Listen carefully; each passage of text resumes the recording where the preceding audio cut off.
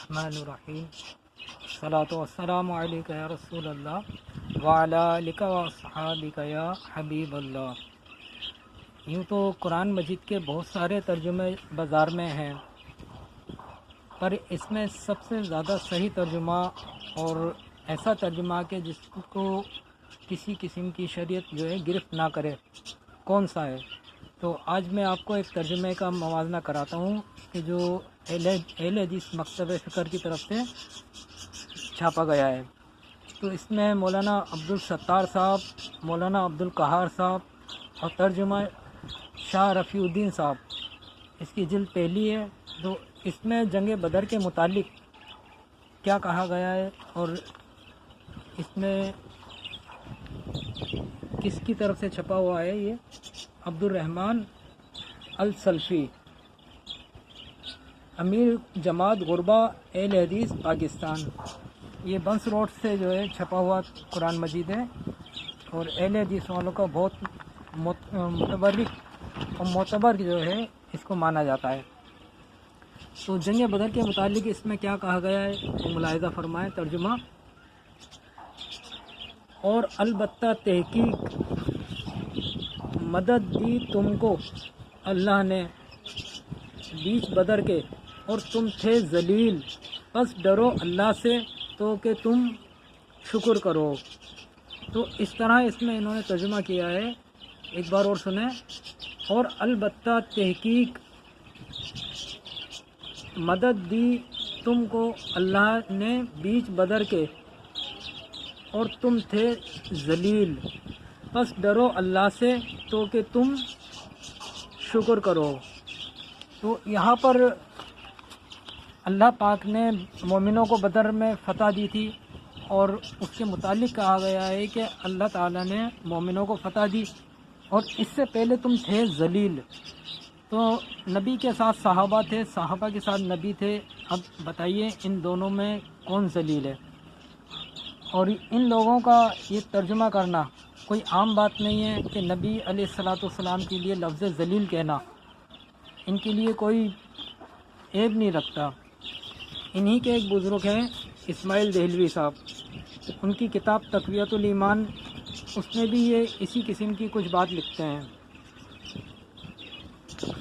یہ بھی ملاحظہ فرمائیں کہ دیکھیں کس طرح جو ہے یہ انبیاء اکرام اور صحابہ اکرام کے لیے لفظ ذلیل کا انہوں نے استعمال کیا۔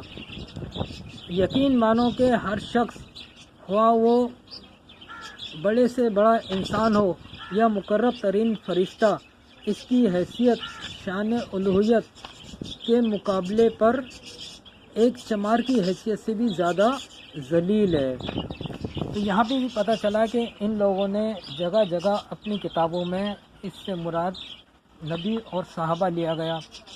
اسی تقویۃ الایمان کتاب میں جو ہے اس آیت کی تفسیر کی گئی ہے، یہ بھی ملاحظہ فرمائیں۔ یہ لکھتے ہیں ضعیف اور بے سر و سامان ہے اس سے کہیں زیادہ، اور زیادہ ساری مخلوق اللہ کے سامنے عاجز، بے بس، محض لاچار اور مجبور ہے۔ جنگ بدر کے موقع پر صحابہ اور خود رسول اللہ کی حالت کا نقشہ کھینچتے ہوئے قرآن کریم میں اللہ تعالیٰ فرماتا ہے،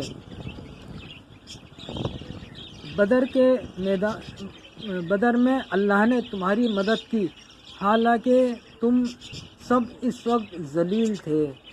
یعنی نبی علیہ الصلاۃ والسلام کو باقاعدہ مخاطب کر کے کہا جا رہا ہے کہ تم اس وقت ذلیل تھے۔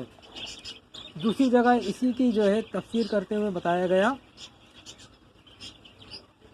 پس قرآن شریف اور تفسیروں سے واضح ہوا کہ اس مالک الملک نے صحابہ اکرام رضی اللہ تعالی عنہم کو بسبب ضعف و قلت مال کے کفار کے مقابلے سے ضعیف اور بے سر و سامان تھے، ذلیل فرمایا۔